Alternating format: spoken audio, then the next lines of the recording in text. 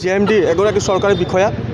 পমীৰ বৰুৱা ওৰফে সমীৰণ বৰুৱা তেওঁ এগৰাকী প্ৰভাৱশালী ব্যক্তি সেইকাৰণে কৈছোঁ যে এমাহ ধৰি বাতৰি পৰিৱেশন হৈছে তাৰপিছতো কিন্তু যোৰহাট জিলা প্ৰশাসন বা অসম চৰকাৰে কোনো ব্যৱস্থা গ্ৰহণ নকৰিলে কাৰণ আজিৰ তাৰিখত যিকোনো ব্যক্তি এগৰাকী বা চৰকাৰী বিষয়া এগৰাকী যদি খাকী পোছাকতো তেওঁলোকে গৈ কিনি কোনোবা ষ্টেজত গামোচা পিন্ধে তাৰ ওপৰত চৰকাৰে ব্যৱস্থা গ্ৰহণ কৰা আমি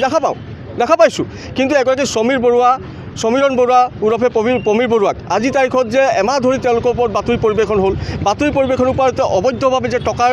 বিশাল পাহাৰ গঢ়িলে ইয়াৰ ওপৰতো বাতৰি পৰিৱেশন হ'ল তাৰ কিন্তু কোনো ব্যৱস্থা আজিৰ তাৰিখত অসম চৰকাৰে লোৱা নাই কিন্তু আচৰিত ঘটনা এই চাহ জনগোষ্ঠীৰ যুৱক তিতাবৰৰ মাধৱপুৰ অঞ্চলৰ বিপুল ওৰাং তেখেতক এটা ৰুমৰ ভিতৰত সমীৰণ বৰুৱা তেওঁৰ সহযোগী 5-6গৰাকীমান যিটো ভৰি চেলিকিবলৈ বাধ্য কৰালে থুৰ চেলিকিবলৈ বাধ্য কৰালে আনকি জাতি জনগোষ্ঠীক লৈ গালি গালাজ কৰিলে এটা চাহ জনগোষ্ঠী হোৱাটো আমাৰ অপৰাধ নহয় আমি লাজ পাইছোঁ জাতি জনগোষ্ঠীয়ে সমিল মিলেৰে অসমখন এখন গঢ় লৈ উঠিছে তাত চাহ জনগোষ্ঠীসকলৰ অৱদান নুই কৰিব নোৱাৰি অসমখনত চাহক লৈ গোটেই অসম বিখ্যাত হৈ আছে তেনেকৈ এটা জাতিক কিন্তু তেওঁ এটা তুচ্ছ তাচ্ছিল্য কৰিছে অশ্লীল শব্দ ব্যৱহাৰ কৰিছে মাৰি পেলাই ভাবুকি প্ৰদান কৰিছে মাৰপিট কৰিছে সেইটো কিন্তু দুৰ্ভাগ্যজনক আৰু তেনে এজন ব্যক্তি কিন্তু এই অসমত থকাৰ অধিকাৰ নাই বুলি আমি ভাবোঁ তেওঁ এইখন সমাজত জীয়াই থকাৰ অধিকাৰ নাই বুলি ভাবোঁ তেওঁৰ ওপৰত কিন্তু যোৰহাট জিলা আৰক্ষী বিভাগে ক্ষিপ্ৰতাৰে 24 ঘণ্টাৰ ভিতৰত তেওঁৰ ব্যৱস্থা গ্ৰহণ কৰিব লাগিব চৰকাৰীভাৱে তেখেতক চাকৰিৰ পৰা বৰ্খাস্ত কৰিব লাগিব আৰু যদি নকৰে আমি 24 ঘণ্টাৰ ভিতৰত তীব্ৰ প্ৰতিবাদ কিন্তু আৰম্ভ কৰিম এইটো ঘোষণা কৰিম যোৰহাটৰ GMDৰ বিষয়া যিজন সমীৰণ বৰুৱাই যিটো ঘটনা কাণ্ড কৰিছে এই কাণ্ডটোক আমি প্ৰথমতে গৰিহণা দিছোঁ আচলতে মানৱ সমাজৰ কাৰণে বা অসমৰ ইতিহাসত এনেধৰণৰ ঘটনা আমি কোনোদিন দেখিবলৈ পোৱা নাই আৰু এই ঘটনাটো আচলতে একদম অমানৱীয় কোনো এজন আচলতে সুস্থ মানুহে এই কামটো কৰিব নোৱাৰে তাৰ পাছতো তেনেকৈ কাণ্ড কৰাৰ পাছতো এজন চৰকাৰী বিষয়া বৰ্তমানলৈকে কাম কাজ কৰি চৰকাৰী বিষয়া হৈ আছে এইটো আচলতে অসমৰ ইতিহাসৰ কাৰণে অসমৰ চৰকাৰখনৰ কাৰণে অসমৰ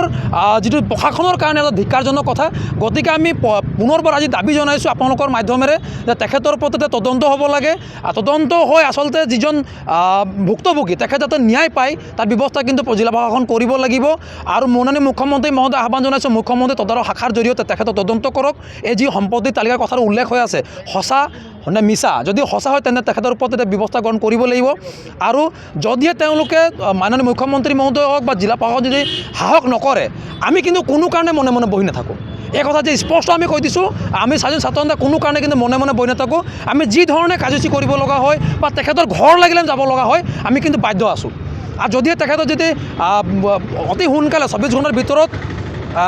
আইনী ব্যৱস্থাখিনি গ্ৰহণ কৰিব নোৱাৰে তেনেহ'লে আমি 24 ঘণ্টাৰ পাছত প্ৰথমতে আমি জিলা প্ৰশাসনৰ বিৰুদ্ধে গণতান্ত্ৰিক কাৰ্যসূচী ঘোষণা কৰিম তাৰ পৰৱৰ্তী সময়ত কিন্তু আমাৰ কাৰ্যসূচী ধাৰাবাহিক জংগী কাৰ্যসূচী আমি কিন্তু ধাৰাবাহিকতা ৰাখিম